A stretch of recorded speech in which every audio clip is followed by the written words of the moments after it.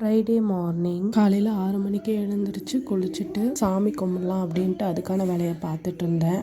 Night எல்லாமே ready பண்ணி வச்சுட்டு படுத்துட்டேன். எல்லாமே ரெடி பண்ணி வச்சுட்டேன்னு நினைக்கும் போது தான் கடவுள் எனக்கு அங்கே ஒரு ட்விஸ்ட் வச்சாரு. நீ எனக்கு பூ வாங்கினியே கனியான்ன மாதிரி இருந்தது. ஆக்சுவலி நான் வாங்கியிருந்தா எனக்கு அது ஞாபகம் இருந்திருக்கும். நான் இருக்க ஏரியாவில் பூ இருக்காது. ஃபர்ஸ்ட்லாம் நான் வியாழக்கிழமை வந்து சந்தையில தான் பூ வாங்கிட்டு வருவேன். இது எனக்கு கொடுத்து விட்டதுனால சுத்தமா ஞாபகமே இல்லை எனக்கு. ஃப்ரிட்ஜு திறந்தா உள்ள பூ வேகமா பூவை எடுத்து வேகமாக கட்டி டைம் ஆயிடுச்சு. ரொம்ப நாள் ஆயிடுச்சு கட்டி. அதனால கையெல்லாம் கட்ட வரவே இல்லை. அதுக்கப்புறம் பூ கட்டிட்டு இருக்கும்போதே பாலும் வந்துருச்சு. ஓடி போய் பாலையும் வாங்கிட்டு அதுக்கப்புறம் பூவையும் கட்டி சாமிக்கும் பூ போட்டுட்டு ரிலாக்ஸாக சாமியையும் கும்பிட்டு முடிச்சுட்டு கடவுள்கிட்ட பிளஸ்ஸிங்ஸ் எல்லாம் வாங்கிட்டு அப்படியே பொறுமையாக அஸ்யூஷுவல் என்னோட டீ போடுற வேலைக்கு நான் போயிட்டேன்.